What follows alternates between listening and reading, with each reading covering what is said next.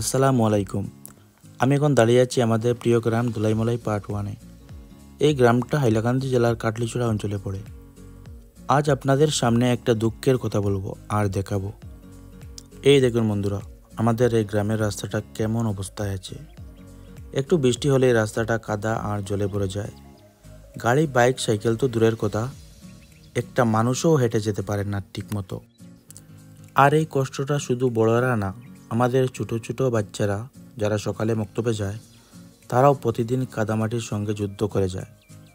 জুতো কাদায় ডুবে যায়, পোশাক নোংরা হয়ে যায়, তবুও তারা যায়, কারণ তারা শেখার স্বপ্ন দেখে। এই বাচ্চাগুলোই আমাদের আগামী দিনের ভবিষ্যৎ। এদের হাসিটাই আমাদের গ্রামের আশার আলো। কিন্তু এই কাদা ভরা রাস্তা তাদের সেই ভবিষ্যতের পথে বাধা হয়ে দাঁড়িয়েছে।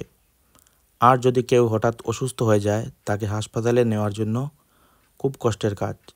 মানুষ কাঁধে করে রুগীকে বয়ে নিয়ে যায়। এটাই আমাদের গ্রামের বাস্তবতা।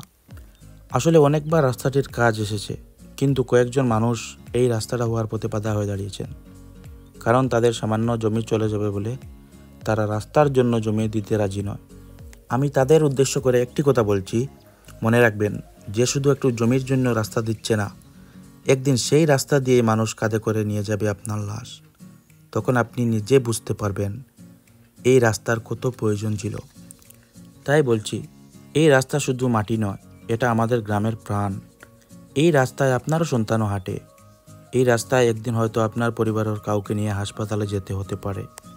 নিজের স্বার্থের আগে গ্রামের সবার কথা ভাবুন। একটু জমি দিলে পুরো গ্রামের মুখে হাসি ফুটবে। আমাদের প্রিয় দর্শক ভাই বোনদেরকে বলবো, আপনারা দোয়া করবেন যেন আমাদের গ্রামের একদিন একটা সুন্দর পাকা রাস্তা হয়।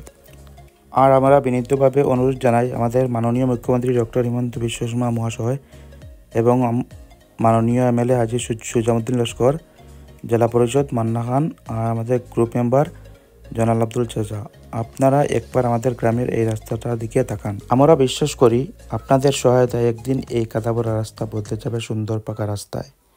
আর সেই দিন হবে আমাদের গ্রামের মানুষের চোখের সত্যিকারের আনন্দের জল।